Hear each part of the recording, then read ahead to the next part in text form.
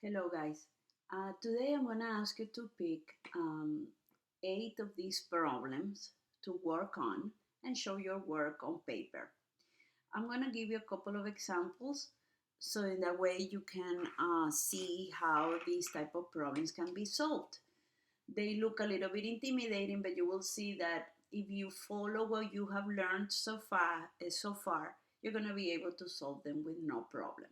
So I'm going to start with this one.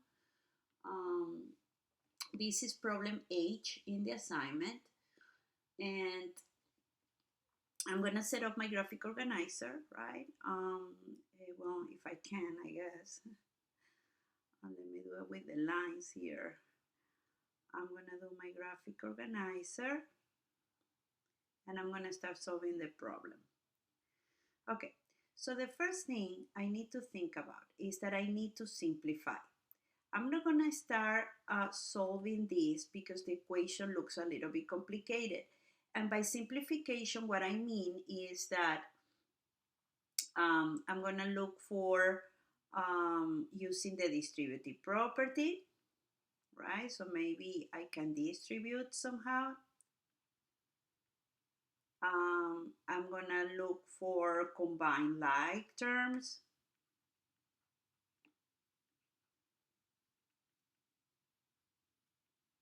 And then I'm going to also, after I simplify, I'm going to get rid of any variable that I don't want. So I need to check if there are variables on both sides.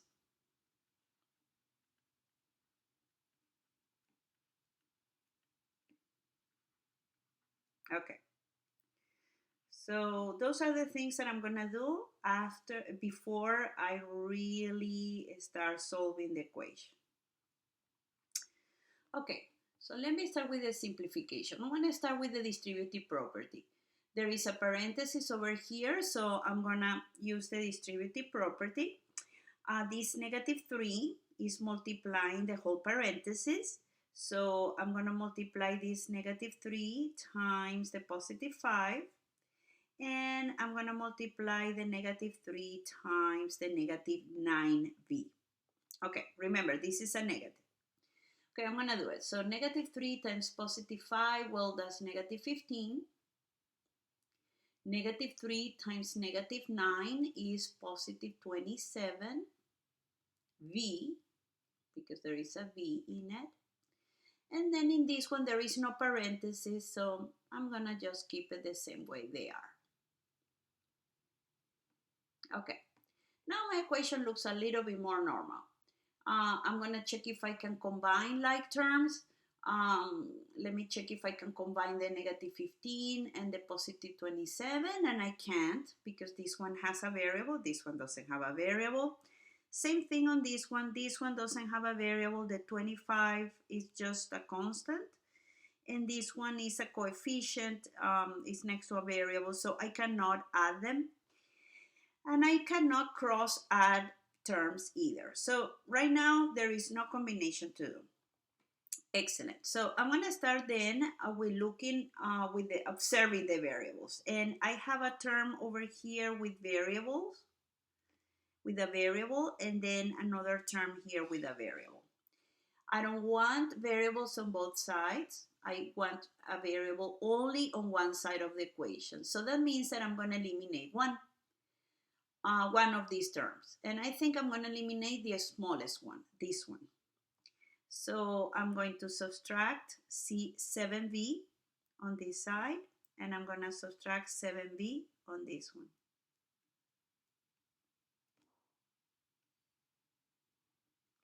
Okay, so the -15, nothing happened to it, so I'm going to bring it down. +27 and -7, it seems they have different signs. I subtract them. So it would be +20b. The 25, I'm going to drop it down because, well, there is nothing is happening to it. So it's just a 25. And 7b positive and 7b negative cancel out. So now my equation, wow, it looks so much better. So again, I want my variable alone, or in other words, I want this term to be by itself. So I'm gonna get rid of this negative 15. So to get rid of it, I'm gonna add 15 and I'm gonna add 15. When I do that, negative 15 and positive 15, they cancel out. They are zero pairs, so it's gonna be 0. And then 20v is still there, and 25 and 15 is 40. By now I know that v needs to be 2, because if I'm thinking about a number that multiplied by 20 gives me 40, I know v needs to be 2. But to figure it out how much is it, I know that the only thing I need to do is to divide this 40 and the 20, right? So I'm going to divide both sides by 20. And I will get 20 divided by 20 is 1v, and 40 divided by 20 is 2. So the answer is v equal to